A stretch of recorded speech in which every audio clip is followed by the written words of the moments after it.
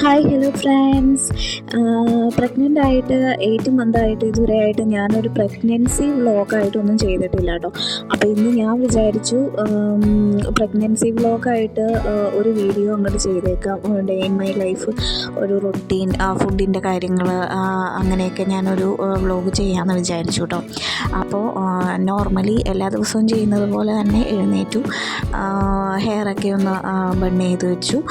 പിന്നെ ഞങ്ങളുടെ ചെറുക്കന്മാരെയും കൊണ്ടൊന്ന് നടക്കാൻ പോകണ ഒരു പതിവുണ്ട് കേട്ടോ മോർണിംഗിൽ.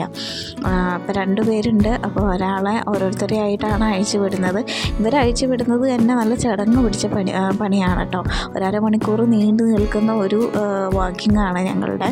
അപ്പോൾ ആ ഒരു സമയത്ത് തന്നെ എനിക്കും കുറച്ച് വ്യായാമമൊക്കെ കിട്ടുമല്ലോ. അപ്പം അതുകൊണ്ട് ഞാനും കൂടെ പോകാറുണ്ട് കേട്ടോ. ഒരാളെ കൊണ്ടുവന്നാക്കിയിട്ട് വേണം അടുത്തയാളെ കൊണ്ടുവരാൻ വേണ്ടിയിട്ട്. ഇവൻ കുറച്ച് കുസൃതി പിടിച്ച ആളാണ്. അടുത്തയാൾ അത്ര വലിയ കുഴപ്പമൊന്നുമില്ല. അത് കഴിഞ്ഞിട്ട് ഞങ്ങൾ അടുത്തയാളെ കൊണ്ടുവന്നു. ഇതാണ് കേട്ടോ നെക്സ്റ്റ്. പിന്നെ എന്താണെന്ന് വെച്ചാൽ പുള്ളിക്കാരി വലിയ പ്രശ്നമൊന്നുമില്ല. ആൾ ഭയങ്കര കൂളാണ്. നമ്മൾ നടക്കുന്നതിൻ്റെ കൂടെ തന്നെ ഒപ്പം പിടിച്ച് വരും കേട്ടോ. പിന്നെ ഈ നോട്ടത്തിൻ്റെ അർത്ഥം എന്താണെന്ന് വെച്ചാൽ, ഇവള് ഗർഭിണിയായതിന് എന്നെ എന്തിനാ ഇങ്ങനെ ഇട്ട് നടത്തിക്കുന്നതെന്നുള്ള ഒരു നോട്ടാണ് കേട്ടോ. അത് കുറേ നേരമായി പാവം നടക്കാൻ തുടങ്ങിയിട്ട്. പിന്നെ അതിനുശേഷം ഞങ്ങൾ വീട്ടിൽ വന്നു. അപ്പോൾ രാവിലെ ഞാൻ ഓട്സാണ് കേട്ടോ കഴിക്കുന്നത്. അത് പാലിലാണ് കഴിക്കുന്നത്. അപ്പോൾ വേറെ കറിയോ കാര്യങ്ങളോ ഒന്നും നമുക്ക് ഉണ്ടാക്കുന്ന കാര്യമില്ല. അപ്പോൾ രാവിലെ തന്നെ ഓട്സാണ് കേട്ടോ പ്രിപ്പയർ ചെയ്യുന്നത്. അങ്ങനെ അത് കഴിച്ചു. അപ്പോൾ അതാകുമ്പോൾ കുറച്ചുകൂടെ ഹെൽത്തി ആയിരിക്കുമല്ലോ. അങ്ങനെ ഷുഗറൊന്നും ആഡ് ചെയ്യാതെ ജസ്റ്റ് ഓട്സ് മാത്രം അങ്ങനെ കഴിച്ചു.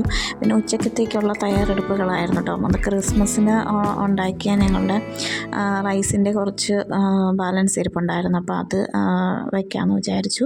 അപ്പോൾ അതിന് ആദ്യം തന്നെ പച്ചക്കറി ഇപ്പോൾ ഈ ഒരു ടൈം ആയതുകൊണ്ടാണ് കേട്ടോ ഇങ്ങനെ മഞ്ഞൾപ്പൊടി നാരങ്ങയൊക്കെ ഇട്ട് വയ്ക്കുന്നത്.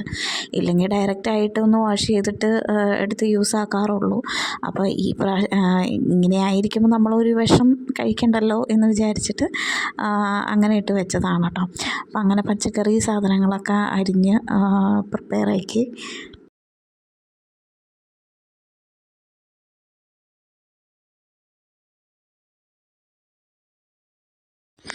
പിന്നെ കുക്ക് ചെയ്യുന്നത് ഹസ്ബൻഡാണ് കേട്ടോ.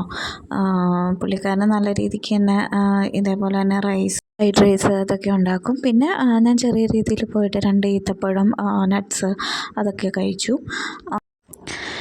പിന്നെ അതിനുശേഷം ഞങ്ങൾ ഉണ്ടാക്കി വെച്ചായിരുന്നു പുലാവ് റൈസും, അത് സോസ് കൂട്ടി കഴിച്ചു കേട്ടോ.